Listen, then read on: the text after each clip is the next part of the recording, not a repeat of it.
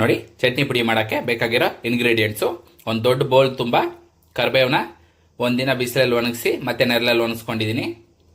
ಇದು desiccated coconut powder half bowl ತೊಗೊಂಡಿದ್ದೀನಿ. ಕಡಲೆಬೇಳೆ ಒಂದು ಬೌಲ್ ತೊಗೊಂಡಿದ್ದೀನಿ. ಉದ್ದಿನಬೇಳೆ ಒಂದು ಬೌಲ್ ತೊಗೊಂಡಿದ್ದೀನಿ. ಒಂದು ದೊಡ್ಡ ನಿಂಬೆಹಣ್ಣು ಸೈಜಷ್ಟು ಹುಣಸೆಹಣ್ಣು ತೊಗೊಂಡಿದ್ದೀನಿ. ಹಾಗೆ ಒಂದು 20 ಬೆಳ್ಳುಳ್ಳಿ ತೊಗೊಂಡಿದ್ದೀನಿ. ತಕ್ಕಾದಷ್ಟು ಒಣಮೆಣಸಿನ್ಕಾಯಿ ತೊಗೊಂಡಿದ್ದೀನಿ. ಬನ್ನಿ ಈಗ ಇದು ಹೇಗೆ ಮಾಡೋದು ಅಂತ ನೋಡೋಣ. ಒಂದು ಕಡಾಯಿ ಇಟ್ಕೊಂಡಿದ್ದೀನಿ. ಕಡಾಯಿ ಬಿಸಿಯಾಗಿದೆ. ಈಗ ಕಡಲೆಬೇಳೆ ಹಾಕ್ಕೊಳ್ತೀನಿ. ಡ್ರೈ ರೋಸ್ಟೇ ಮಾಡ್ಕೋಬೇಕು. ನೀವೇನಾದರೂ ಇದೇ ಮೊದಲ ಬಾರಿಗೆ ನನ್ನ ಯೂಟ್ಯೂಬ್ ಚಾನಲ್ ನೋಡ್ತಿದ್ರೆ ಫ್ರೆಂಡ್ಸ್ ಆ್ಯಂಡ್ ಫ್ಯಾಮಿಲಿ ಜೊತೆ ಶೇರ್ ಮಾಡಿ. ಇನ್ಸ್ಟೆಂಟ್ ನೋಟಿಫಿಕೇಷನ್ಗಾಗಿ ಬೆಲ್ ಐಕನ್ನ ಕ್ಲಿಕ್ ಮಾಡಿ. ನಾನು ಮಾಡೋ ಸಿಂಪಲ್ ಆದ ಅಡುಗೆ ನಿಮ್ಗೆ ಇಷ್ಟ ಆದರೆ ಫ್ರೆಂಡ್ಸ್ ಆ್ಯಂಡ್ ಫ್ಯಾಮಿಲಿ ಜೊತೆ ಶೇರ್ ಮಾಡಿ. ಇದು ಫುಲ್ ರೋಸ್ಟ್ ಆಗೋದು ಬೇಡ, ಒಂದು ಗೋಲ್ಡನ್ ಕಲರ್ ಬರೋವರೆಗೂ ಫ್ರೈ ಮಾಡ್ಕೊಳ್ಳೋಣ. ನೋಡಿ, ಗೋಲ್ಡನ್ ಕಲರ್ ಬಂದಿದೆ. ಈ ಕರಿಬೇವು ಚಟ್ನಿ ಪುಡಿ ಮಾಡೋದ್ರಿಂದ ಹೇರ್ಗಂತೂ ತುಂಬ ಒಳ್ಳೆಯದು. ಸಾಂಬಾರಲ್ಲೆಲ್ಲ ಹಾಕಿದ್ರೆ ಕರಿಬೇವನ್ನ ಎತ್ತು ಪಕ್ಕಕ್ಕೆ ಎತ್ತಿ ಬಿಟ್ಟು ತಿಂತಾರಲ್ವ, ಅಂಥವ್ರಿಗೆ ಇದು ಮಾಡಿಕೊಟ್ರೆ ತುಂಬ ಚೆನ್ನಾಗಿರುತ್ತೆ. ಬಿಸಿ ಬಿಸಿ ಅನ್ನದ ಜೊತೆಗೆ ತುಪ್ಪ ಹಾಕೊಂಡು ತಿಂತಿದ್ರಂತೂ ಸಖತ್ತಾಗಿರುತ್ತೆ. ಇಡ್ಲಿ, ದೋಸೆ ಇದರ ಒಟ್ಟಿಗೆಲ್ಲ ತುಂಬ ಚೆನ್ನಾಗಿರುತ್ತೆ. ನೋಡಿ, ಇಷ್ಟ ಆದರೆ ಸಾಕು. ಅದೇ ಪ್ಯಾನ್ಗೆ ಮತ್ತೆ ಉದ್ದಿನಬೇಳೆ ಹಾಕ್ಕೊಳ್ತೀನಿ. ನೋಡಿ, ಉದ್ದಿನಬೇಳೆನೂ ತುಂಬ ಚೆನ್ನಾಗಿ ಫ್ರೈ ಮಾಡ್ಕೊಂಡಿದ್ದೀನಿ. ಇದನ್ನೆತ್ತು ಪ್ಲೇಟ್ಗೆ ಹಾಕ್ಕೊಳ್ಳೋಣ. ಈಗ ಒಣಮೆಣಸಿನ್ಕಾಯಿ ಹಾಕ್ಕೊಳ್ತಿದ್ದೀನಿ.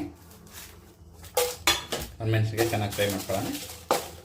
ನೋಡಿ, ಈ ಸ್ಟೇಜಲ್ಲಿ ಒಂದು ಅರ್ಧ ಫ್ರೈ ಮಾಡಿದ್ಮೇಲೆ ಈ ಬೆಳ್ಳುಳ್ಳಿನ ಇದರಲ್ಲಿ ಹಾಕ್ಕೊಳ್ತೀನಿ. ಹಾಗೆ ಈ ಹುಣಸೆಹಣ್ಣನ್ನು ಸಹ ಇದರಲ್ಲಿ ಹಾಕೊಂಡು ಫ್ರೈ ಮಾಡ್ಕೊಳ್ಳೋಣ. ಇದ್ರ ಜೊತೆಗೆ ಡೆಸಿಕೇಟೆಡ್ ಕೊಕೊನಟ್ ಪೌಡರ್ ಸಹ ಇದರಲ್ಲಿ ಹಾಕೊಂಡು ಫ್ರೈ ಮಾಡ್ಕೊಳ್ಳೋಣ. ಈಗ ಸ್ಟವ್ ಆಫ್ ಮಾಡ್ಕೊಳ್ತೀನಿ. ನಾನು ಕರಿಬೇವು ಸೊಪ್ಪನ್ನೇನು ಫ್ರೈ ಮಾಡ್ಕೊಳ್ತಿಲ್ಲ, ಯಾಕಂದರೆ ಒಣಗಿಸಿ ಚೆನ್ನಾಗಿ ಎತ್ತಿಟ್ಕೊಂಡಿದ್ದೀನಿ. ಹಂಗಾಗಿ ನೋಡಿ, ಎಲ್ಲ ತಣ್ಣಗಾಗಿ ಇಟ್ಕೊಂಡಿದ್ದೀನಿ. ಈಗ ಈ ಕರಿಬೇವನ್ನ ಇದರಲ್ಲಿ ಹಾಕ್ಕೊಳ್ತೀನಿ. ಇದನ್ನು ಗ್ರೈಂಡ್ ಮಾಡ್ಕೊಳ್ಳೋಣ. ನೋಡಿ, ಈಗ ಈ ಬೇಳೆನೆಲ್ಲ ಹಾಕ್ಕೊಂಡಿದ್ದೀನಿ. ಕರಿಬೇವು ಫಸ್ಟು ಪಕ್ಕಕ್ಕೆ ಎತ್ತಿಟ್ಕೊಂಡಿದ್ದೀನಿ. ಇದು ಫಸ್ಟು ಪೈನ್ ಪೇಸ್ಟ್ ಆಗಲಿ. ಅದ್ರ ಜೊತೆಗೆ ಸ್ವಲ್ಪ ಕಲ್ಲುಪ್ಪು ಹಾಕ್ಕೊಳ್ತೀನಿ. ನೋಡಿ, ಈ ಥರ ಪಲ್ಸ್ ಮೋಡಲ್ಲಿ ಹಾಕ್ಕೊಂಡಿದ್ದೀನಿ. ಮತ್ತು ಇದನ್ನು ಇನ್ನೂ ಸ್ವಲ್ಪ ಪೇಸ್ಟ್ ಮಾಡ್ಕೊಳ್ಳೋಣ. ನೋಡಿ, ಈ ಥರ ಹಾಕ್ಕೊಂಡಿದ್ದೀನಿ ಪಲ್ಸ್ ಮೋಡು. ಇನ್ನೂ ಸ್ವಲ್ಪ ಸ್ಮೂತ್ ಮಾಡ್ಕೊಳ್ಳೋಣ. ನೋಡಿ, ಈ ಥರ ಪಲ್ಸ್ ಮೋಡಲ್ಲಿ ಹಾಕ್ಕೊಂಡಿದ್ದೀನಿ. ಈಗ ಇದ್ರ ಜೊತೆಗೆ ಕರಿಬೇವು ಹಾಕ್ಕೊಳ್ಳೋಣ. ನೋಡಿ, ಈಗ ಕರಿಬೇವು ಹಾಕ್ಕೊಂಡು ಫೈನ್ ಪೌಡ್ರ್ ಮಾಡ್ಕೊಳ್ಳೋಣ. ನೋಡಿ, ಈ ಥರ ಫೈನ್ ಪೌಡ್ರ್ ಮಾಡ್ಕೊಂಡಿದ್ದೀನಿ. ಇದೆಲ್ಲ ಒಂದೇ ಪಾತ್ರೆಗೆ ಹಾಕ್ಕೊಂಡು ಎಲ್ಲನೂ ಪೌಡ್ರ್ ಮಾಡ್ಕೊಳ್ತೀನಿ. ಇದ್ರ ಜೊತೆಗೆ ಸ್ವಲ್ಪ ಇಂಗು ಹಾಕ್ಕೊಳ್ತೀನಿ. ನೋಡಿ, ಮತ್ತೆ ಮಿಕ್ಕಿರೋದು ಹಾಕ್ಕೊಳ್ತಿದ್ದೀನಿ. ಅದ್ರ ಜೊತೆಗೆ ಇಂಗು ಹಾಕ್ಕೊಳ್ತೀನಿ.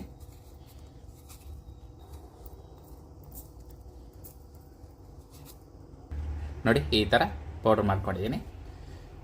ಈಗ ಇದನ್ನು ಎಲ್ಲ ಒಂದು ಬೌಲ್ಗೆ ಹಾಕ್ಕೊಂಡು ಮಿಕ್ಸ್ ಮಾಡ್ಕೊಳ್ಳೋಣ. ನೋಡಿ, ಚಟ್ನಿ ಪುಡಿ ರೆಡಿಯಾಗಿದೆ. ನಿಮಗೆ ಅದರ ನೋಡಿ, ಚಟ್ನಿ ಪುಡಿ ರೆಡಿಯಾಗಿದೆ. ನಿಮಗೇನಾದರೂ ಈ ಚಟ್ನಿ ಪುಡಿ ಬೇಕಾದರೆ ವಾಟ್ಸಪ್ ನಂಬರ್ ಕೊಟ್ಟಿರ್ತೀನಿ, ಆರ್ಡರ್ ಮಾಡ್ಕೊಳ್ಳಿ. ಇದನ್ನೀಗ ದೋಸೆ ಜೊತೆ ತಿನ್ನೋಣ, ಹೇಗೆ ಬರುತ್ತೆ ಅಂತ ನೋಡೋಣ ಟೇಸ್ಟು. ನೋಡಿ, ಕರಿಬೇವಿನ ಚಟ್ನಿ ಪುಡಿ ರೆಡಿಯಾಗಿದೆ. ನೀವು ಇದನ್ನು ಬಿಸಿ ಬಿಸಿಯಾದ ಇಡ್ಲಿ ಇಲ್ಲ ಅನ್ನದ ಜೊತೆ ತುಪ್ಪ ಹಾಕ್ಕೊಂಡಂತೂ ತಿಂತಿದ್ರೆ ಸ್ವರ್ಗ ಕಾಣಿಸುತ್ತೆ ಗುರು. ಇದ್ರ ಮುಂದೆ ಯಾವುದೂ ನಿಲ್ಲೋದಿಲ್ಲ. ನಿಮಗೇನಾದರೂ ಈ ಚಟ್ನಿ ಪುಡಿ ಬೇಕಾಗಿದ್ರೆ ನಾನು ವಾಟ್ಸಪ್ ನಂಬರ್ ಕೊಟ್ಟಿರ್ತೀನಿ, ಅದರಲ್ಲಿ ಆರ್ಡರ್ ಮಾಡ್ಕೊಳ್ಳಿ.